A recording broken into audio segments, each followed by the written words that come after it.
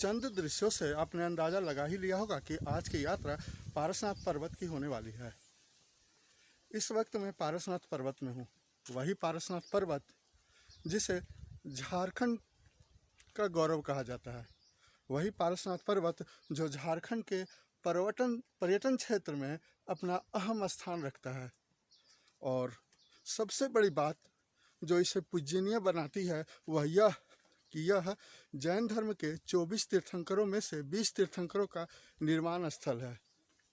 तीर्थंकरों के अलावा असंख्य मुनियों ने साधना करते हुए यहाँ से मोक्ष पद को प्राप्त किया है। अतः इस पर्वत का कण कण पूजनीय माना जाता है।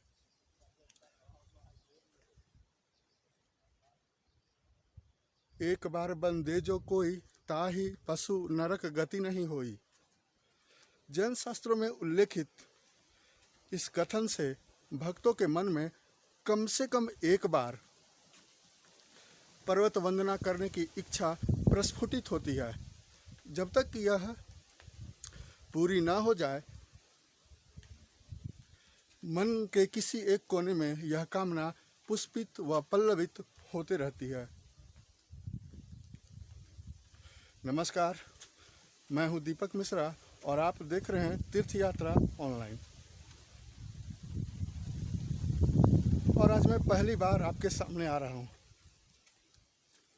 यूँ तो मैंने अब तक कई वीडियो अपलोड किए हैं, लेकिन यह पहला मौका है जब मैं कैमरे के सामने आ रहा हूं।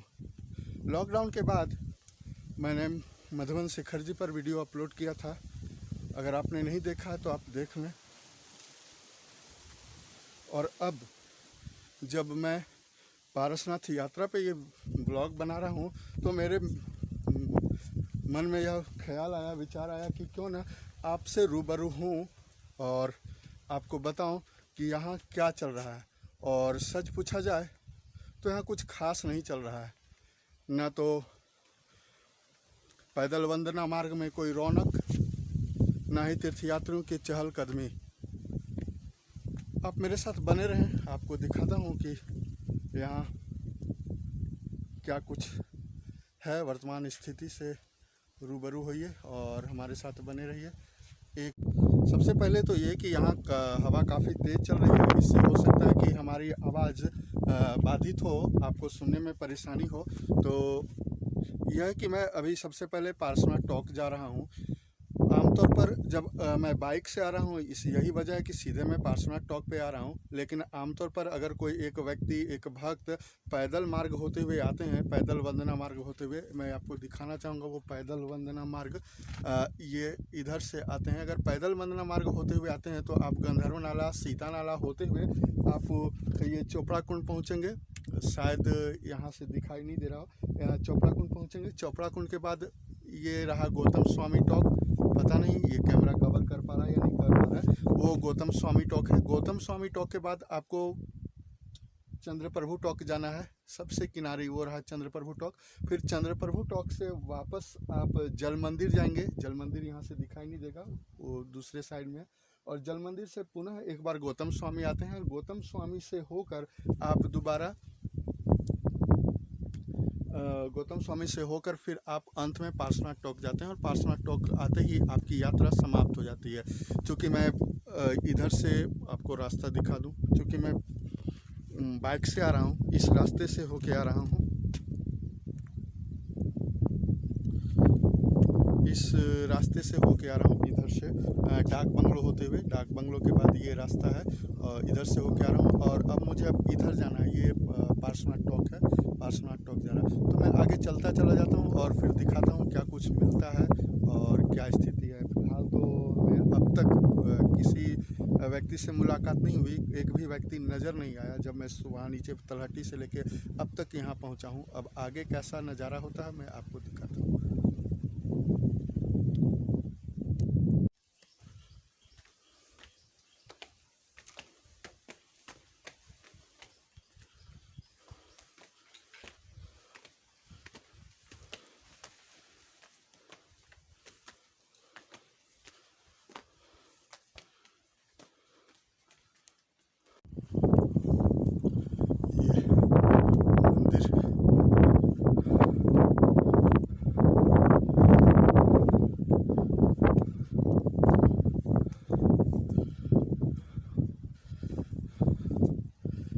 मंदिर बंद है, वैसे तो अनलॉक है बट कई रिस्ट्रिक्शंस हैं यहाँ पे।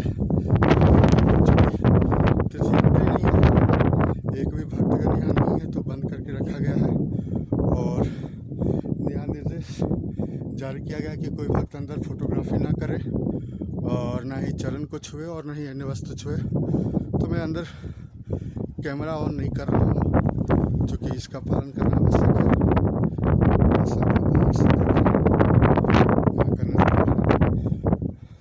अंदर जाऊँगा लेकिन कैमरा खोल के, कैमरा चालू नहीं रहेगा, अंदर दर्शन करके आता हूँ।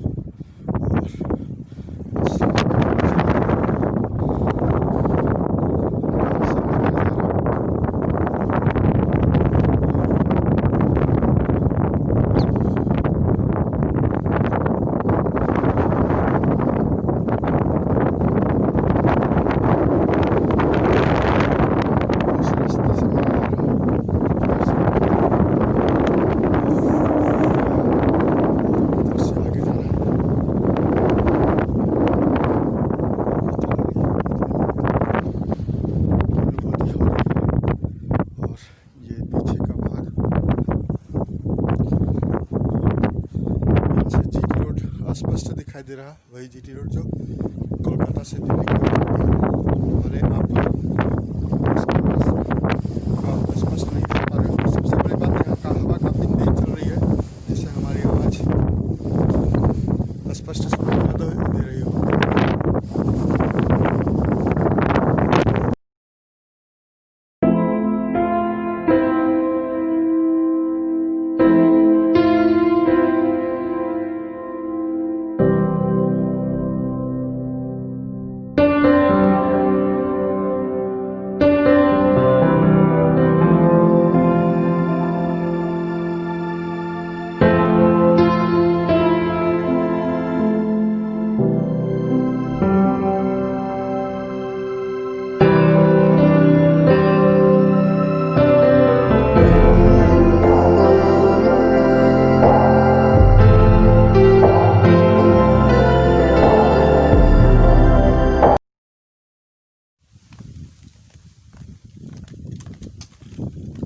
हम लोग अब पारसनाथ चौक का दर्शन कर बाहर निकल आए हैं। चूँकि कई नियम हैं और रूल है, रूल के तहत ना तो मैं कैमरा अंदर ले जा सकता था और ना ही कुछ स्पर्श कर सकता था, इसलिए मैंने कैमरा बाहर रखा और खुद दर्शन कर गया। अब rule is rule and we have to follow that rule. और अच्छा नहीं लगता है कि एक रूल बना है तो हम उसे तोड़ें और कैमरा लेके अंदर जाएं और फिर जो कुछ है उसका उल्लंघन करें, यह उचित नहीं है। तो मैंने बेहतर समझा, बाहर ही रखा और दर्शन करके आ गया। अब आगे देखते हैं और क्या कुछ होता है। ये जो कर्मचारी हैं यहाँ पर उन्होंने बताया कि चूँकि यात्रियों की का जो आवागमन है वो नगण्य है तो वह मंदिर का कुंडी लगा कर ही रखते हैं और अगर कोई भक्त आता है तो वह खोलकर अंदर जा सकता है। और उन्हें यह नियम बता दिया गया है कि आप अगर आते हैं तो पहले सैनिटाइज कर लें अपने हाथों को और ग्रुप में हैं तो मास्क लगाकर अंदर जाएं। किसी भी प्रतिमा या किसी भी मंदिर के वस्तु को का स्पर्श न करें और न ही अंदर फोटोग्राफी करें। तो ये सब कुछ नियम था, तो उस नियम का पालन करना आवश्यक है। अब आगे बढ़ते हैं और हम आगे के टॉक की ओर जा रहे हैं। अब देख रहे हैं अकेले सन्नाटे में आगे बढ़ना एक अजीब सा लग रहा है, तो देखते हैं कितना जा पाते हैं। जैसा होगा आपको हम बताते चलेंगे।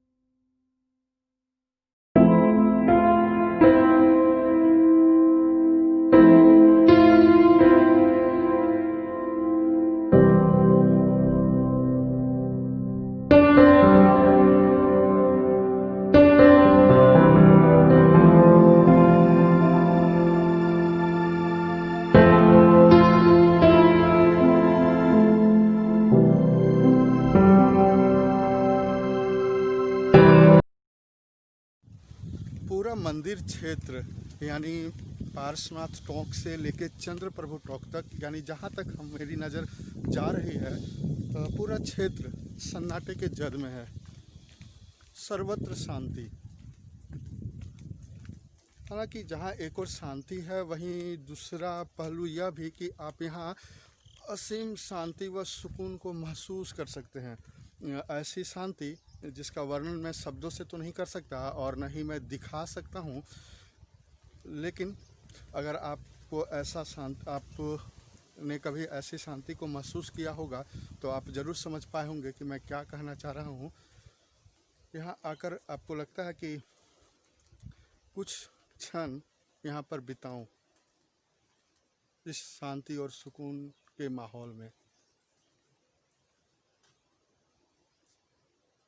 सब कुछ शांत, किसी भी तरह की आवाज़ नहीं।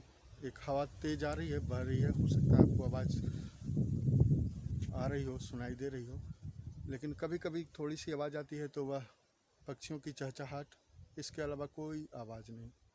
दूर दूर तक एक भी व्यक्ति दिखाई नहीं दे रहा। आप पीछे भी देख सकते हैं, जहाँ तक अब तक तो मैंने लगभग 9 किलोमीटर 12-13 किलोमीटर कवर कर चुका हूँ। एक भी व्यक्ति नहीं दिखाई दिया, बस जो कर्मचारी थे मंदिर में वही थे। उसके बाद पूरे पथ में कोई नज़र नहीं आया और केवल भेंट होती है तो इस सन्नाटे से एक भी व्यक्ति नहीं। अब इस तरह से लगता है कि शायद मैं चंद्र प्रभु टोंक जा पाऊँ या ना जा पाऊँ, क्योंकि इस सन्नाटे में चलना भी थोड़ा अजीब सा महसूस हो रहा है। फिर भी देखता हूँ। अभी तो गौतम स्वामी टोंक जा रहा हूँ, उसके बाद फिर जैसा होता है आपको बताता हूँ क्या कुछ कर पाया, कहाँ तक जा पाया।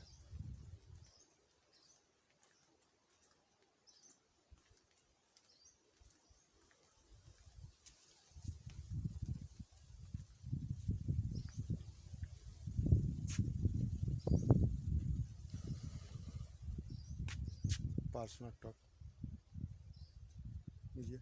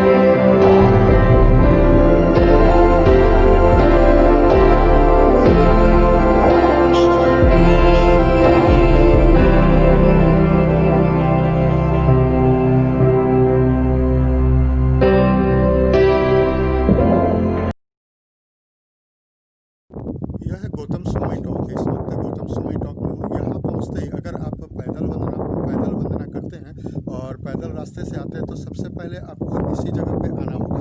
क्योंकि मैं बाइक से आ रहा हूँ तो पार्सनाथ टॉक से होकर आ रहा हूँ, लेकिन अगर आप पैदल आते हैं तो सबसे पहले आप यहीं पहुँचेंगे। और ये जो है पैदल यहाँ गौतम स्वामी टॉक का रहता है। यहाँ से 3 रास्ते निकलते हैं। एक रास्ता चंद्रप्रभु टॉक की ओर जाता है, आप इस ओर निकलेंगे तो चंद्रप्रभु टॉक होगा। और दूसरा, कई ऐसे भी तीर्थयात्री होते हैं जो चंद्रप्रभु टॉक जाने में असक्षम होते हैं, और उन्हें ऐसा महसूस होता है कि अभी वह जा नहीं पाएंगे, तो उस कंडीशन में वो सीधे जल मंदिर आते हैं। और ये रास्ता जल मंदिर की ओर जाता है सीधा, आप देख सकते हैं। तो यहाँ 2 रास्ते निकलते हैं। एक रास्ता आपको चंद्रप्रभु टॉक की ओर जाना होता है, दूसरा ये जल मंदिर है। तो अभी फ़िलहाल मैं कोशिश करूँगा कि चंद्रप्रभु टॉक की ओर जाऊँ। तो आप बस बने रहे, देखता हूँ कहाँ तक जा सकता हूँ। चलो, यहाँ भी वीरानगी ही है, माहौल सब जगह एक जैसा ही है। आगे बढ़ते हैं और देखते हैं कहाँ क्या होता है। तो सब अभी बढ़ रहे हैं, यानी मेरे साथ आप भी बढ़ रहे हैं चंद्रप्रभु टॉक की ओर। और यहाँ से चंद्रप्रभु टॉक की दूरी आपको दिखा दूँ कैमरा चेंज करके। यहाँ जो बोर्ड है ये रहा बोर्ड, और इस बोर्ड के निर्देशानुसार ये उल्टा हो रहा है। इस बोर्ड के अनुसार यहाँ से चंद्रप्रभु टॉक की दूरी 3 किलोमीटर है। तो ये रहा 3।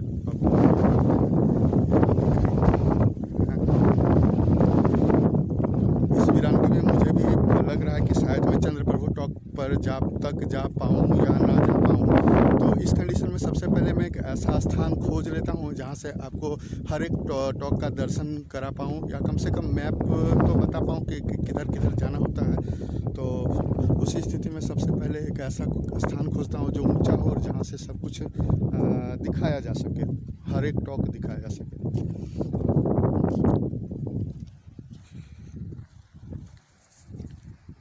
इस वक्त मैं सुविधिनाथ टॉक में हूँ, और यही एक ऐसी जगह है जहाँ से मुझे लगता है कि मैं आपको बता सकूँ कि क्या है।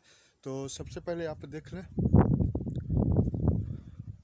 पार्श्वनाथ टॉक, हाँ ये पार्श्वनाथ टॉक सबसे ऊपर में पार्श्वनाथ टॉक है। वहाँ से मैंने यात्रा शुरू की है, मतलब वंदना। और पार्श्वनाथ टॉक से आते हुए, पीछे से आते हुए मैं यहाँ गौतम स्वामी टॉक आया। 4-5 टॉकों का दर्शन करते हुए गौतम स्वामी टॉक से आया, और फिर गौतम स्वामी टॉक से एक मिनट आपको पूरा पिक्चर दिखा दूँ, कोशिश करता हूँ। ये पार्श्वनाथ गौतम स्वामी टॉक से फिर मैं ये 2-3-4 टॉक करते हुए आप रास्ता देख सकते हैं। इसी रास्ता से होते हुए अभी मैं सुविधिनाथ टॉक में हूँ, और अब मुझे इस रास्ते से होकर, शायद आप देख पा रहे हैं, इस रास्ते से होकर, ये रास्ते से होके वहाँ वो चंद्रप्रभु टॉक है, चंद्रप्रभु टॉक जाना होगा। और इस क्रम में मैं मुनि सुब्रतनाथ टॉक जाऊंगा। मुनि सुब्रतनाथ टॉक से 2 रास्ते खुलते हैं। एक मुनि सुब्रतनाथ से 2 रास्ते खुलते हैं। एक तो सीधे जल मंदिर की ओर जाता है, आप देख पा रहे होंगे, ये जल मंदिर है सामने, ये जल मंदिर है। तो एक रास्ता जल मंदिर की ओर जाता है और दूसरा चंद्रप्रभु टॉक की ओर जाता है। तो आपको उधर से चंद्रप्रभु टॉक जाना है, और फिर आप वापसी पुनः उसी रास्ते से करेंगे, जहाँ एक बार और आपको 2 मार्ग मिलेगा। और उन मार्गों में से जिस मार्ग से आप गए हो उस मार्ग को छोड़कर एक नए मार्ग को पकड़ेंगे और आप आदिनाथ टॉक जाएंगे।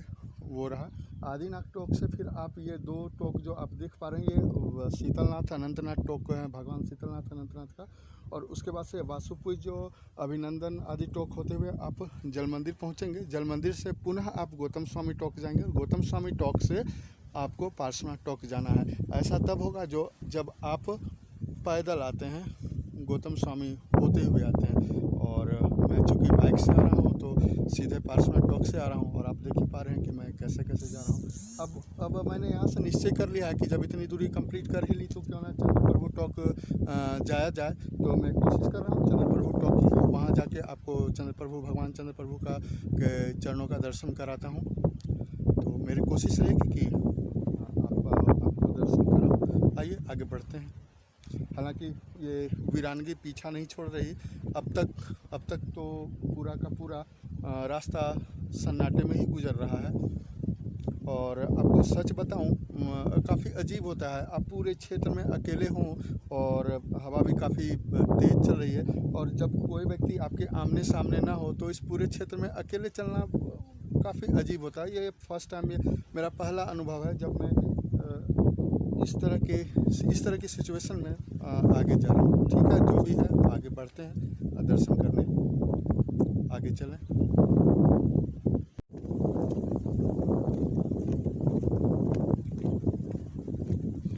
मुनि सुब्रतनाथ टॉक, यहाँ से दो रास्ते निकलते हैं। एक ये रास्ता है, इससे आप सीधा जल मंदिर चले जाएंगे। चूँकि मैंने निश्चय कर लिया है कि मुझे भगवान चंद्र प्रभु का टॉक जाना है, इसलिए मैं ये रास्ता चुनता हूँ और आगे बढ़ता हूँ। आपको शायद आप ना देख पा रहे हो, लेकिन मुझे स्पष्ट भगवान चंद्र प्रभु का टॉक दिखाई दे रहा है जहाँ मुझे जाना है। और अंततः मैं भगवान चंद्र प्रभु टॉक पहुँच गया। ना करते करते आखिर पहुँच ही गया। कई मन में हिचक और शंकाएँ थी कि अकेले जाने में प्रॉब्लम होगी, सही रहेगा या नहीं रहेगा, ज़्यादा वक्त जाया होगा, लेकिन आखिरकार पहुँच गया। आप दर्शन कर लें और मैं आपको कुछ व्यू दिखाना चाहूँगा। ये मधुबन का, और अभी मैं पार्श्वनाथ टॉक से आ रहा हूँ सीधा। वो पार्श्वनाथ टॉक, वहाँ से यहाँ आ रहा हूँ। वहाँ से यहाँ की दूरी 9 किलोमीटर की है। अगर आप पैदल आते हैं तो जैसा कि मैंने पहले कहा, आप गौतम स्वामी टॉक से ही सीधा इधर की ओर मुड़ जाते हैं। लेकिन चूँकि मैं बाइक से आ रहा हूँ तो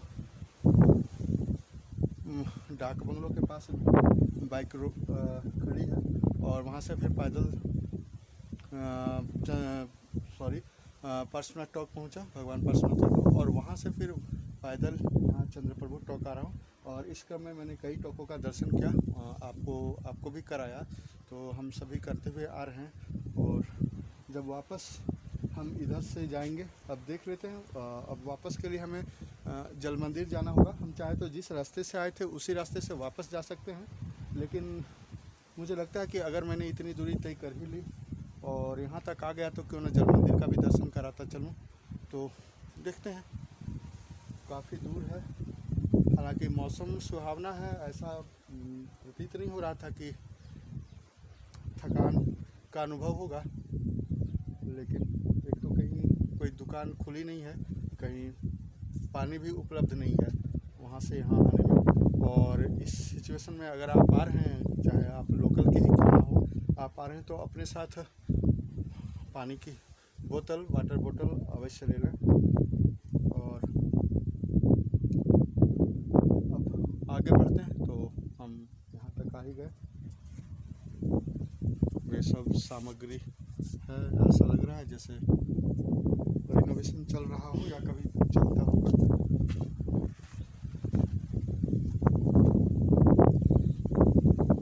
इस रास्ते से मैं होके आ रहा हूँ, ये रास्ता आदिनाथ टॉक।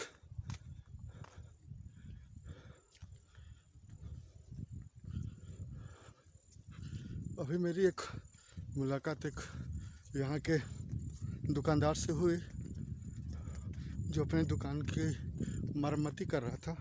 उसने बताया कि अभी कुछ लोग आते हैं सुबह सुबह, 4-5 लोग या कभी 10 लोगों का जत्था आता है। आज सुबह 4-5 लोग दर्शन वंदन करके चले गए। बहुत संख्या बहुत ही कम है इतने बड़े क्षेत्र में, इस पर्वत क्षेत्र।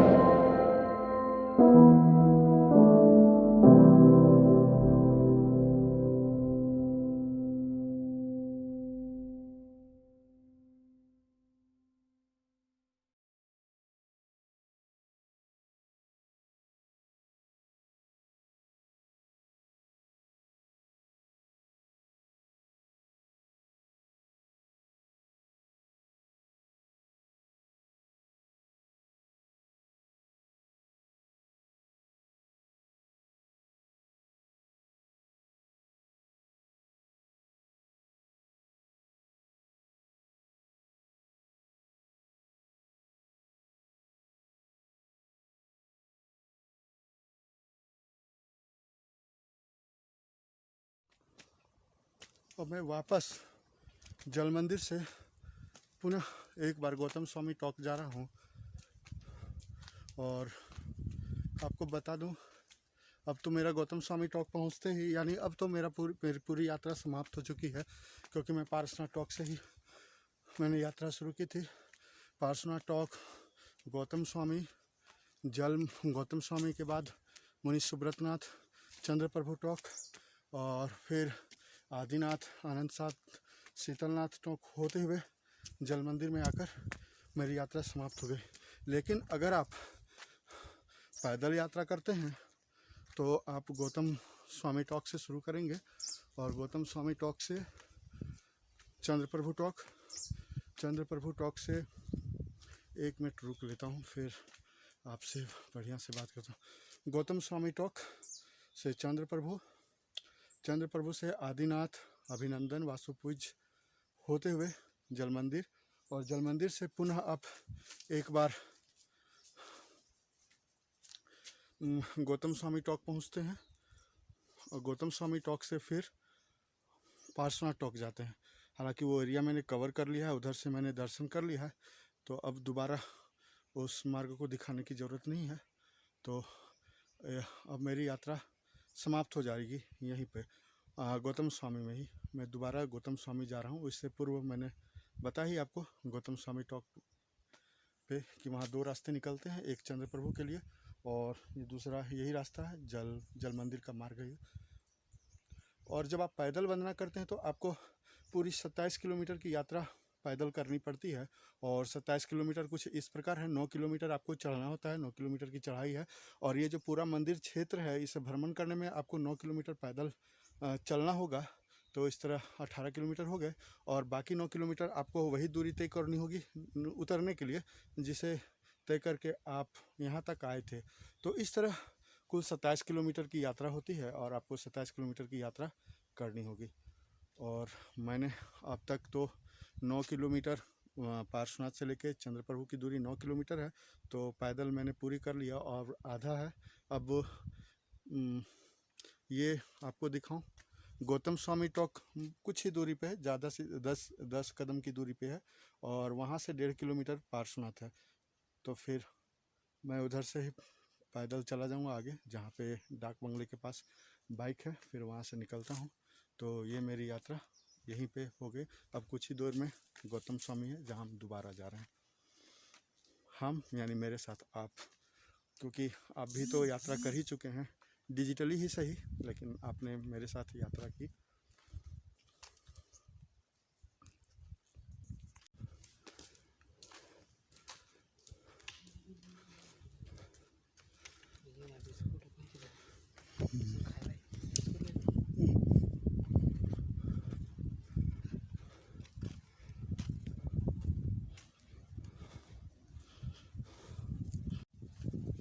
और एक बार मैं पुनः उसी स्थान पे आ गया हूँ जहाँ से मैंने यात्रा शुरू की थी।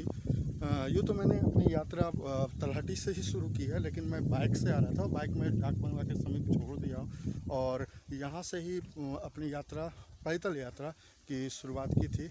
तो मेरी यात्रा पूरी हो गई है और इस तरह मैंने कोशिश की आपको दर्शाने की कि अभी अनलॉक 5 में यानी लॉकडाउन समाप्त होने के बाद पारसनाथ पर्वत यानी शिखर जी की वर्तमान स्थिति कैसी है और यहाँ यात्रियों का आवागमन का क्या हाल है। तो उम्मीद करता हूँ, तो ये बस यहीं तक यह वीडियो थी। उम्मीद करता हूँ कि यह वीडियो आपको पसंद आई होगी और हाँ, यह वीडियो आपको कैसी लगी ज़रूर बताएं। और अब 1 नवंबर के बाद चूँकि क्वारंटीन का शर्त झारखंड सरकार ने हटा दिया है, तो अब आप भी अपनी यात्रा की योजना बना सकते हैं और यात्रा के लिए आ सकते हैं और यात्रा बस योजना बनाएं और यात्रा के लिए निकल पड़ें। तो इस वीडियो में बस इतना ही, फिर मिलेंगे एक नई वीडियो में एक नई यात्रा के साथ। वीडियो देखने के लिए और साथ बने रहने के लिए बहुत बहुत धन्यवाद।